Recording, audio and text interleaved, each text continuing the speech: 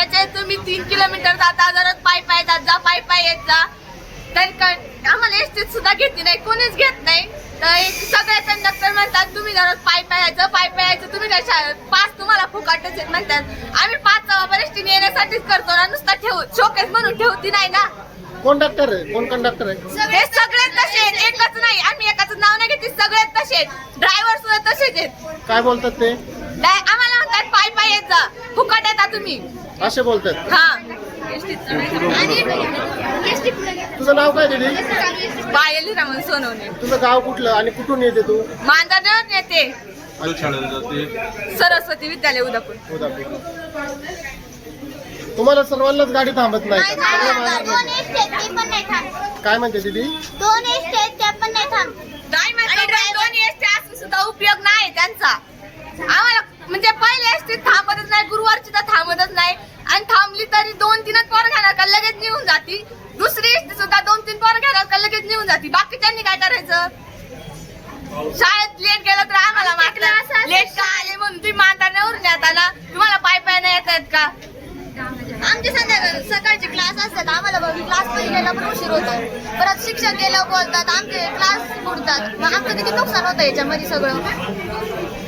तुम्ही पाहिलं की काय बोल सांगा म्हणून मी आता सांगते सर, गेली 5 वर्ष झाले आम्ही या डेपोला पाठपुरावा करत आहोत. 2 वर्ष झाले कागदी पुरावा आमचा चालू आहे. त्यांनी आम्हाला आश्वासन दिलं का एसटी चालू करतो. त्यांनी 15 दिवस आमच्या इथे एसटी चालू केली, परंतु ती काय कंटिन्यू ठेवली नाही. मुलांना एवढा त्रास होतो, 3 किलोमीटर वरती पायी पायी जायचं, परत शाळा सुटल्यानंतर 3 किलोमीटर खाली पायी पायी यायचं घराकडं. मग 6 किलोमीटर जर मुलं रोजची हे ओझं दप्तराचं घेऊन पायी पायी चालली तर त्यांची अभ्यासाची मनस्थिती आहे का? आम्ही त्यांना अभ्यासाला बसवल्याच्या नंतर पोरं झोपी जातात. सकाळी त्यांना डबा पण वेळेत भेटत नाही. 9ला त्यांची बस येते, बसला जाऊन पोरं उभी राहिली का 1 तास बसची वाट पाहायला लागते, तरी ती बस थांबत नाही, तशीच निघून जाते. ते 1 तासाने शाळेत रोज त्यांचं 1 ते 2 लेक्चर बुडतात. ते 11-11:30 वाजता शाळेत जाऊन पोहोचतात. त्यावेळेला शिक्षक त्यांना म्हणजे शिक्षा करतात, तुम्ही लेट का आले.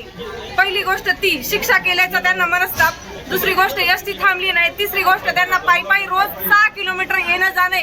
पोरं इतकी हेरीत झाल्यात, त्यांची शिक्षणाला सुद्धा मनस्थिती नाही. जर अशी परिस्थिती असेल तर हे डेपो काय कामाचा? आणि त्याच्यातून पण पुरींना मोफत पास दिलेले आहेत. तर जे कंडक्टर आणि ड्रायव्हर आहेत ते म्हणतात की तुम्हाला फुकटचं इष्टीत घ्यायला आम्ही रिकामे नाही. दुसरी म्हणजे कामाला वरती कोपरे मांडेवरून जे महिला कामाला येतात रोज एसटी अगदी फुल भरून येते. मग यांचं पण काम आहे, मुलांसहित त्या बायकांना पण घ्यायला पाहिजे, मुलांना पण घ्यायला पाहिजे. अगदी आमच्या समाधानासाठी आमच्या गावात 1 मिनिटं जरी एसटी उभी केली तर आमचं समाधान होईल. काही या एसटीत जागा नाही म्हणून एसटीत मुलं चढली नाही, परंतु हे एसटीच थांबवती नाही, डायरेक्ट एसटी घेऊन ओतूर या ठिकाणी पोहोचतात. मग मुलांनी 1 तास पायी पायी यायचं आणि पायी पायी जायचं, याच्यातून मुलांना खूप मनस्ताप आहे. पाठपुरावा केल्यानंतर काय झालं इकडे? पाठपुरावा केल्यानंतर इथे आमचे आस्वार सर होते पहिले हेडमास्टर, त्यांनी केलेला. प्रिन्सिपल आता वेगळे घोडे सर आले, त्यांनी केला होता. परत अजून अकोलकर सर होते, त्यांनी 3 प्रिन्सिपलांची बदली झाली. 2 वर्ष झाले कागदी पुरावा यांच्यापर्यंत आम्ही करतोय. मी स्वतः पालक 2 वेळा यांच्याशी इथे येऊन गेले. त्यांनी आम्हाला नारेगावला जायला सांगितलं. नारेगाव पर्यंत आम्ही 3 वेळा गेलेलो आहे, पण या ठिकाणी आम्हाला कुठलाही बस या मुलांसाठी उपलब्ध झालेली नाही. त्याच्यामुळे आता जर बस चालू झाली नाही तर ही मुलं शाळेत आम्ही पाठवणार नाही.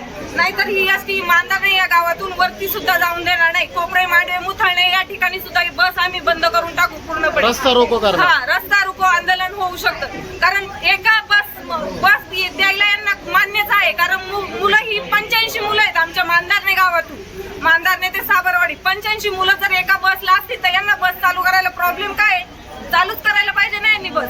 मुलं किती त्रास काढतील बरं? 1 वर्ष नाही, 5वी ते 10वी पर्यंत मुलं जर ये जा करत असतील पायी पायी तर यांचं पुढचं आयुष्याचं यांनी काय ठरवायचं बरं? एका दप्तराचं वजन करून बघा, आता सुद्धा तुम्ही 3 ते 4 किलो एक वजन दप्तराचं वजन आहे. डबा, बाटली, त्यांच्या वर्कबुक, नोटबुक सगळ्या वया धरून याचं जर वजन काढलं तर 3-4 किलोमीटर. जर 6 किलोमीटर 4 किलो दप्तर घेऊन पोरं पायी पायी येत जा असतील, त्याच्यातून आता पावसाचं वातावरण आहे, रस्ता तर चांगला नाहीच आहे.